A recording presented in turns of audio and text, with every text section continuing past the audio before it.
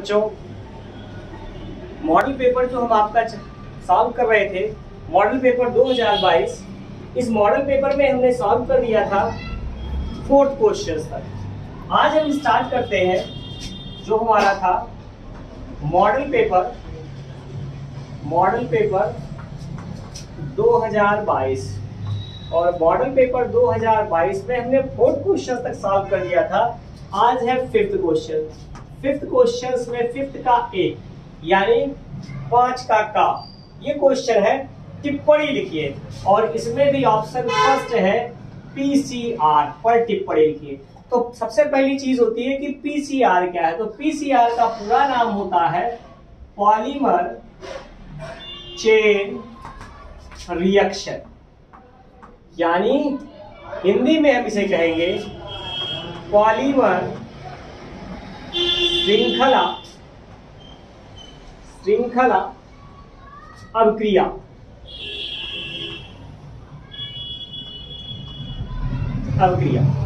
तो पॉलीमर श्रृंखला अभिक्रिया हो गई। अब फिर होता है इस अभिक्रिया का काम क्या है, यह काम कैसे करता है। तो जो पॉलीमर श्रृंखला अभिक्रिया हमारी होती है या डीएनए अणुओं के लिए यूज की जाती है। इसके द्वारा हम क्या करते हैं, डीएनए अणुओं को तोड़कर उसकी कॉपी बनाने का काम करते हैं। यानी इसका जो मुख्य रोल है वो क्या है, डीएनए अणु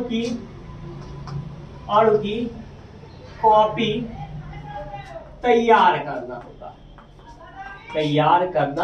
होता है। इस प्रक्रिया के द्वारा क्या किया जाएगा, डीएनए अणु को की कॉपी तैयार की जाएगी। यह प्रक्रिया कहाँ प्रयुक्त होती है, तो यह प्रक्रिया हमारी प्रयुक्त होती है कहाँ, बायोटेक्नोलॉजी में।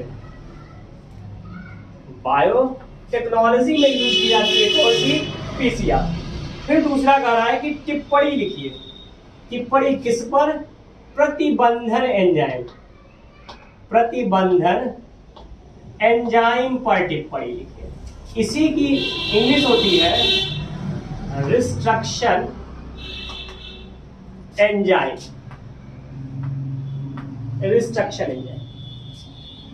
पिछले वीडियो में आपने देखा भी था कि जो रिस्ट्रक्शन एंजाइम होता है इसका मतलब होता है क्या, कटिंग ऑफ डीएनए सीक्वेंस। यानी इसका प्रमुख काम होता है डीएनए अणुओं को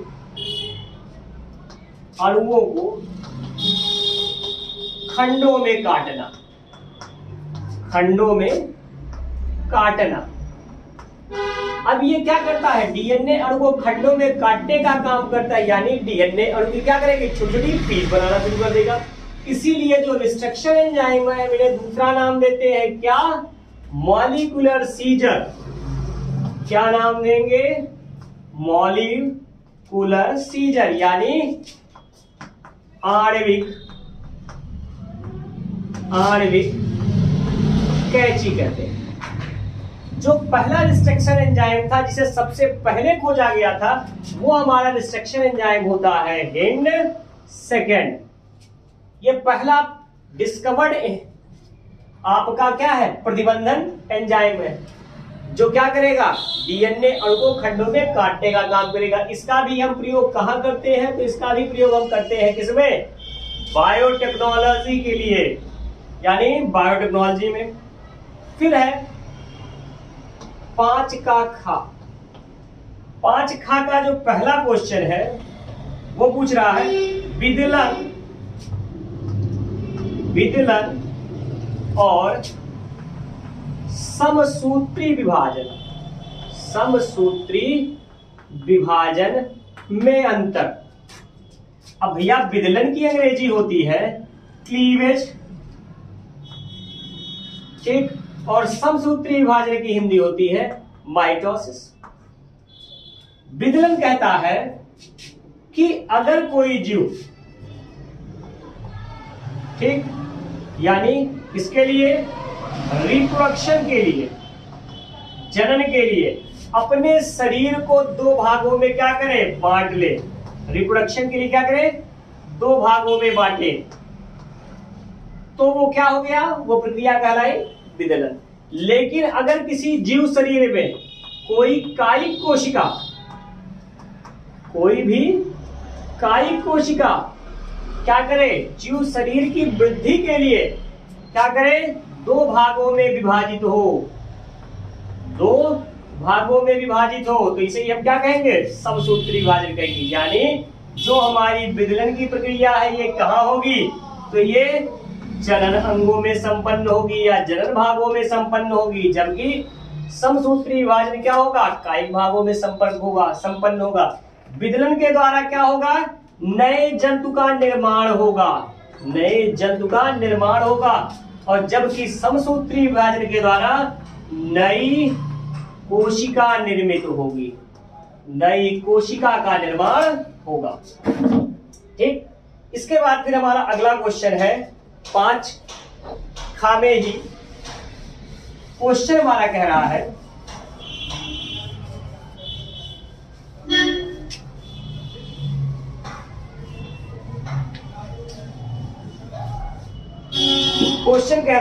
प्रभाविता एवं अप्रभाविता में अंतर। प्रभाविता और अप्रभाविता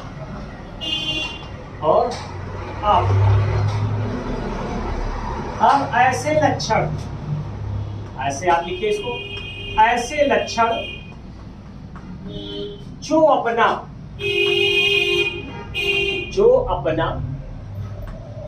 प्रभाव प्रकट करते हैं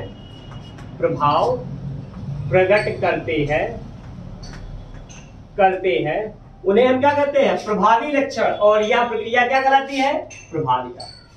और इसी के ठीक अपोजिट जो लक्षण अपना प्रभाव प्रकट नहीं करते हैं, यानी अपना लक्षण प्रदर्शित नहीं करते हैं, वो लक्षण क्या कहलाए, अप्रभावी लक्षण कहलाए, और यह प्रक्रिया क्या कहलाई, अप्रभाविता कहलाई।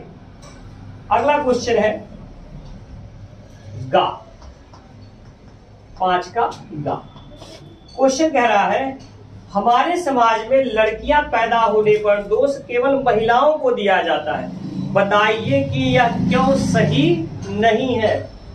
तो आपको भी पता है कि जो पुरुष होता है उसमें क्या होता है, एक्स और वाई क्रोमोसोम होते हैं। ये हमारा किसका हो गया, ये हो गया मेल का। जबकि जो हमारी फीमेल्स होती है उसमें गुणसूत्र क्या होता है, एक्स एक्स होता है। ये जो गुणसूत्र है ये कॉमन है, यानी अगर मेल के द्वारा वाई गुणसूत्र ट्रांसफर किया गया तभी मेल का निर्माण होगा, अन्यथा नहीं होगा। और वाई क्रोमोसोम किसमें मिल रहा है, केवल और केवल मेल में मिल रहा है। इसीलिए पुत्र की प्राप्ति के लिए हम क्या कर सकते हैं, लड़कियों पर दोष आरोपित नहीं कर सकते हैं। इसीलिए क्या है कि लड़कियां पैदा होने पर दोष महिलाओं को नहीं दिया जाना चाहिए। क्यों, क्योंकि यह जिम्मेदारी किसकी है, पुरुष की। जबकि आप देखते हैं कि क्या होता है समाज में लोगों का यही मानना है कि अगर लड़की हुई तो उसकी जिम्मेदारी भी औरत की है, और अगर पुरुष हो गया, लड़का हो गया, तो उसकी जिम्मेदारी पिता की हो जाती है। लेकिन लड़कियां अगर कंटिन्यू हो रही है तो उस कंडीशंस में जिम्मेदारी कभी पिता को नहीं दी जाती कि लड़के इसकी वजह से नहीं हो रहे हैं। सारी जिम्मेदारियां किसको दे दी जाती है, केवल लड़कियों को, जो कि क्या है, सर्वथा गलत है। यानी यह जो आपका क्वेश्चन है ये सामाजिक दृष्टिकोण से बड़ा ही इंपॉर्टेंट क्वेश्चन है। अगला फिर क्वेश्चन है कि मलेरिया परजीवी के जीवन चक्र का स्वच्छ एवं निम्नांकित चित्र बनाइए। अब मलेरिया परजीवी का जीवन चक्र देखना है, तो मलेरिया परजीवी क्या है, तो मलेरिया परजीवी हमारा होता है प्लाज्मोडियम। और जो प्लाज्मोडियम होता है ये एक ऐसा जंतु है जिसकी लाइफ साइकिल क्या है, अगर हम इसकी लाइफ साइकिल देखें तो इसकी लाइफ साइकिल जो होती है ये डाइजेनिक होती है। डाइजेनिक यानी यह द्विपोषदी होता है, और अगर कोई जीव दो पोषदी है यानी इसके क्या होंगे, 2 होस्ट होंगे। इसकी लाइफ का आधा भाग एक पोषद में, एक होस्ट में, और शेष आधा भाग क्या होगा, दूसरे पोषद में संपन्न होगा। तो इसकी लाइफ का जो फर्स्ट पार्ट है यानी प्राथमिक जो पोषक है वो क्या है, ह्यूमन है, मनुष्य है। जबकि द्वितीय पोषक क्या है, मॉस्किटो है। मॉस्किटो में अगर पूछा जाए कौन सा मॉस्किटो, तो फीमेल एनाफ्लीज मॉस्किटो जो है वो हमारा सेकेंडरी होस्ट होता है, द्वितीयक पोषक होता है किसका, प्लाज्मोडियम वायरस। अब अगर प्लाज्मोडियम वाइवेक्स किसी ह्यूमन बॉडी में है तो ये क्या करेगा, एग लेइंग करेगा, एग लेइंग होगी, और इसका जो एग होगा उससे क्या बनेगा, लार्वा। जो लार्वा होगा ये मॉस्कीटो की बॉडी में जाएगा, मॉस्कीटो की बॉडी में जाएगा। मॉस्कीटो की बॉडी में जाने के बाद लार्वल कंडीशंस में फर्स्ट मॉल्टिंग हुई और सेकंड मॉल्टिंग हमारे कहां होती है, मॉस्कीटो में होती है। लेकिन मॉस्कीटो से ये क्या कर सकता है, एडल्ट में तभी आ सकता है जब क्या हो, मॉस्कीटो बाइट हो। अब यानी ये ह्यूमन में आया और ह्यूमन में आ किसके थ्रू रहा है, मॉस्कीटो बाइट। अब अगर बाइटिंग हुई तो ये ह्यूमन में आया, लेकिन ह्यूमन में आने के बाद ये फिर क्या करता है, मॉल्टिंग करता है, और इस मॉल्टिंग के थ्रू ये क्या करता है, प्लाज्मोडियम में कन्वर्ट होता है। तो यहां हमारी क्या हो गई, फर्स्ट मॉल्टिंग, यहां हमारा क्या हो गया, सेकेंड मॉल्टिंग, और यहां क्या हो गई, थर्ड मॉल्टिंग। यानी इस 3 स्टेप के मॉल्टिंग के बाद ही क्या होता है, जो हमारा प्लाज्मोडियम वाइवेक्स है वो क्या होता है, एडल्ट में कन्वर्ट हो जाता है। ठीक, ये तो हमारा हो गया रेखीय आरेख चित्र, यानी रेखा के माध्यम से ये क्या किया गया, इसके पूरे जीवन चक्र को प्रदर्शित कर दिया गया। इसे आप चाहें तो फिगर के माध्यम से भी प्रदर्शित कर सकते हैं। अगला क्वेश्चन है, मांसाहारी पर संक्षिप्त टिप्पणी लिखिए। अब टर्म क्या कह रहा है, मांसाहारी। तो मांसाहारी जीव कौन जीव है, तो मांसाहारी जीव अगर हमें समझना है, यानी मांसाहारी तो सबसे पहले जो आपके उपभोक्ता है, उपभोक्ता है, इनको समझते हैं। तो ऐसे जीव जो अपने भोजन के लिए दूसरे जीवों पर निर्भर होते हैं, इन्हें हम कहते हैं उपभोक्ता। और जो उपभोक्ता होते हैं इनकी 3 कैटेगरी होती है। पहला उपभोक्ता का जो समूह होता है वो कहलाता है शाकाहारी, दूसरा उपभोक्ता का समूह कहलाता है मांसाहारी, और तीसरा उपभोक्ता समूह कहलाता है सर्वाहारी। तो ये 3 समूह हो गए। शाकाहारी ऐसा उपभोक्ता जो क्या करे, साग पात खाए, यानी हरे पेड़ पौधों और पत्तियों को खाने का काम करे, वो कौन हो गया, शाकाहारी। जैसे एग्जाम्पल तो बकरी, गाय, भैंस, ये सब किसमें है, शाकाहारी में। अब मांसाहारी तो जो क्या करे, केवल मांस खाए, यानी शाकाहारियों का भक्षण करे, वो क्या है, मांसाहारी। जैसे आपका टाइगर, पैंथर, लेपर्ड, ये सब किसमें आ गए, मांसाहारी। और तीसरा होता है सर्वाहारी, सर्वा माने सर्व, यानी सब कुछ, जो सब कुछ खा ले वो क्या है, सर्वाहारी है। तो क्वेश्चन पूछ रहा है कि मांसाहारी पर संक्षिप्त टिप्पणी लिखिए। तो यानी ऐसे जो क्या करे, मांस का सेवन करे, वो सब क्या है, मांसाहारी जंतु है। अब उदाहरण जो आपको लेना है इसका वो क्या होना चाहिए, जंगल के उदाहरण। जंगल में क्या है हमारे, टाइगर, पैंथर, लेपर्ड, ये सब क्या है, मांसाहारी जंतु है। अगला है क्वेश्चन कि क्या शुक्राणु की कोशिकाओं में रिस्ट्रक्शन एंडोन्यूक्लियस मिलते हैं, तो मिलते हैं, लेकिन ये जो रिस्ट्रक्शन एंडोन्यूक्लियस होते हैं ये क्या करते हैं, एंडोन्यूक्लियस थर्ड केवल पाए जाते हैं। फिर है क्वेश्चन, जनन क्या है, जंतुओं में जनन की विभिन्न विधियों का वर्णन कीजिए। Question number 7। अब जनन क्या है, तो जनन यानी रिप्रोडक्शन।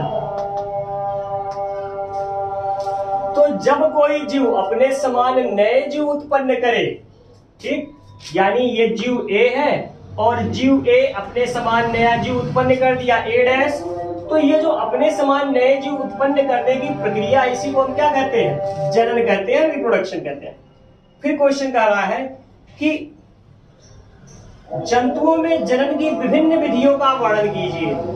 तो एनसीईआरटी हमारी कहती है कि जो जनन की विधियां हैं वो केवल 2 है। एक हमारा होता है एसेक्सुअल रिप्रोडक्शन, जिसे हम कहते हैं अलैंगिक जनन, अलैंगिक जनन, यानी जनन की प्रक्रिया में क्या हो, लैंगिक संपर्क क्या हो, अनुपस्थित हो, ऐसा जनन क्या कहलाया, अलैंगिक जनन कहलाया।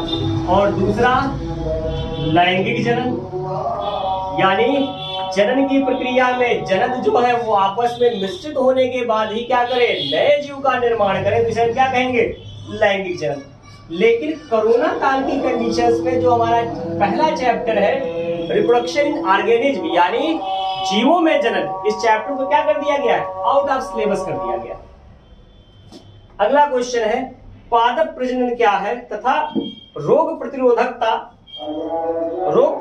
तथा उच्च खाद्य गुणवत्ता के लिए पादप प्रजनन की विभिन्न विधियों का वर्णन कीजिए। ये क्वेश्चन फिर देखते हैं।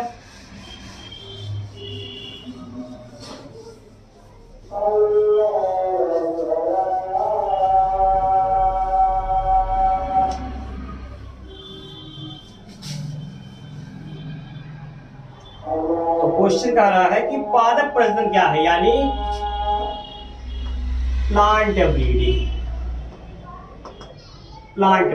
Question number 1।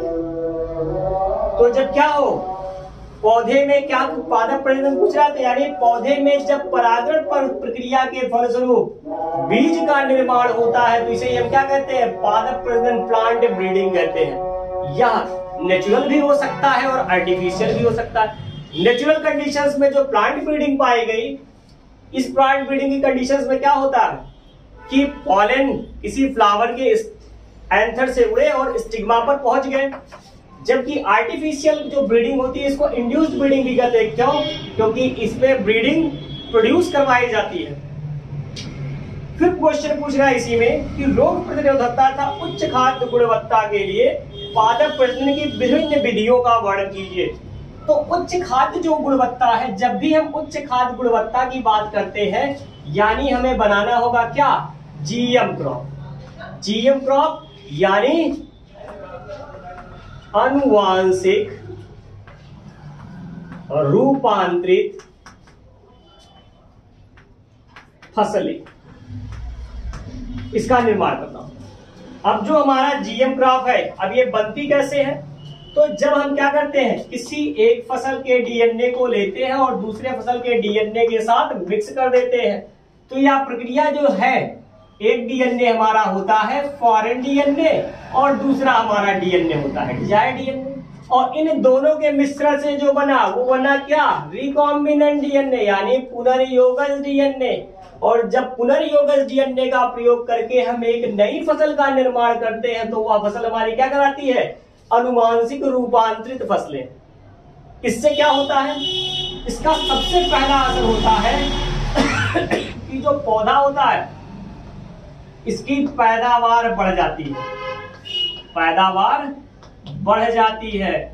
अब फिर क्वेश्चन होता है क्यों बढ़ जाती है, रीजन ये है कि पैदावार इसलिए बढ़ जाती है क्योंकि कीटों का प्रभाव नहीं होता है, कीटों का प्रभाव नहीं होता है। अगली कंडीशंस, वातावरणीय दशाओं, वातावरणीय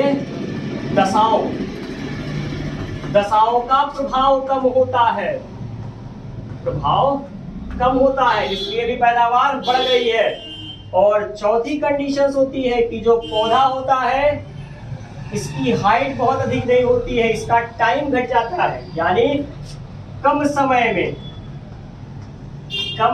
में पैदावार हो जाती है। इसलिए भी क्या है, ये जो हमारी फसलें होती हैं, जब हम क्या करते हैं इनकी गुणवत्ता में सुधार करते हैं तो हमें इससे क्या होता है, अधिकाधिक लाभ प्राप्त होता है। अगला क्वेश्चन कह रहा है अनुवांशिक कूट क्या है। अब अनुवांशिक कूट क्या है, तो क्वेश्चन सीधे बता रहा है कि कूट यानी जेनेटिक कोड। अब कोड की बात कर लेते हैं हम, तो कोड देखते हैं। तो जेनेटिक कोड,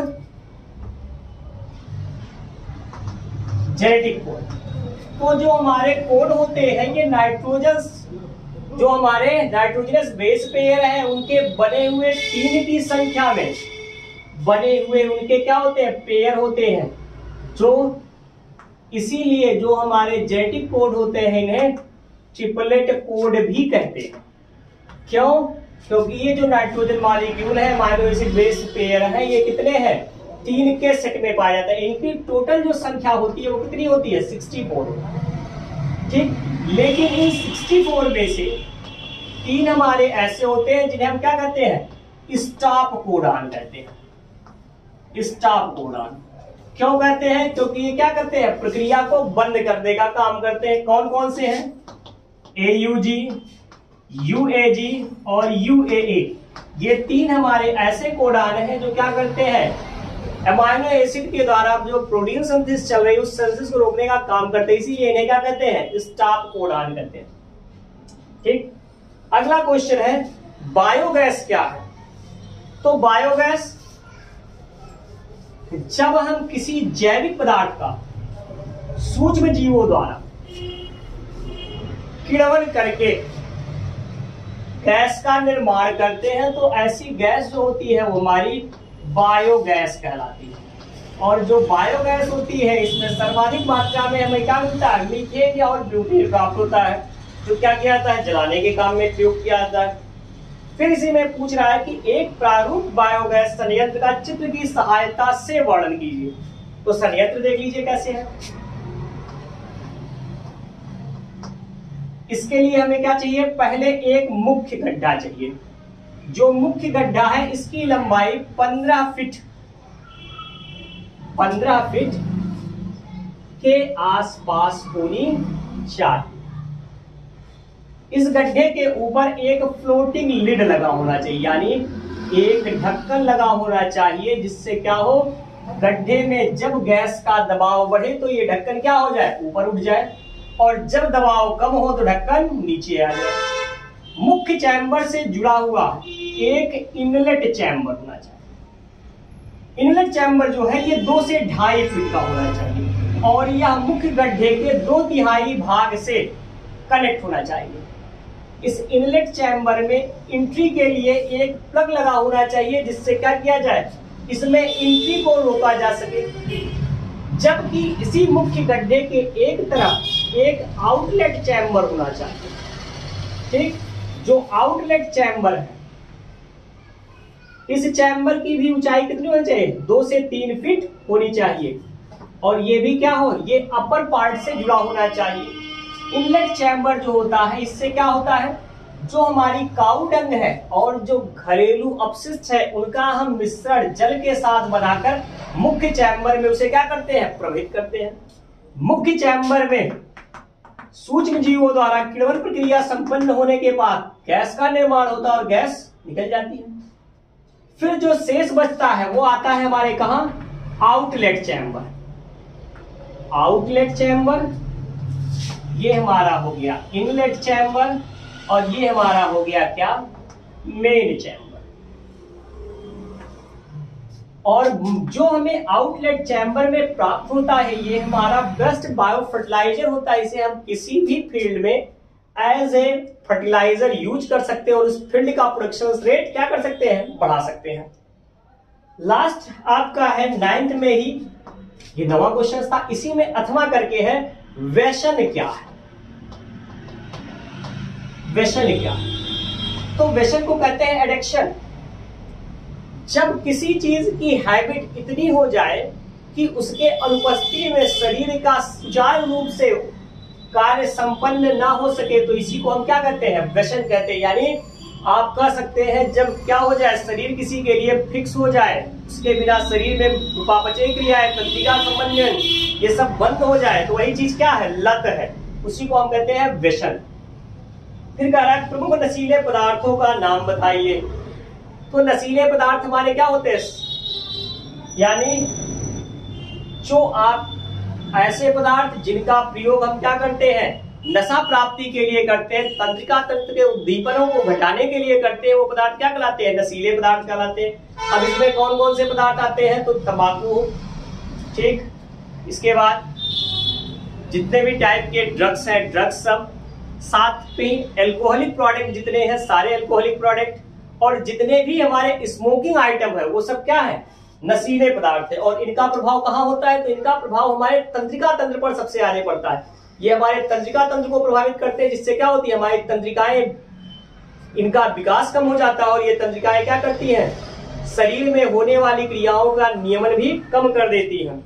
तो इसके साथ ही हमारा जो पेपर सेट था, मॉडल पेपर 2022, ये भी क्या होता है? कंप्लीट होता है। और भी जो सेट आपको समझने या जो भी आपके डाउट हो, वो आप हमारे टेलीग्राम लिंक जो कि डिस्क्रिप्शन में दिया हुआ है उस पर पूछ सकते हैं। बाकी हमारा वीडियो अगर आपको अच्छा लगा हो तो आप इसे अपने मित्रों को ज्यादा से ज्यादा शेयर कीजिए, सब्सक्राइब कीजिए और कमेंट भी करके हमें बताते रहिए कि आपको और आगे किस टॉपिक पर पढ़ना है। Okay, thank you.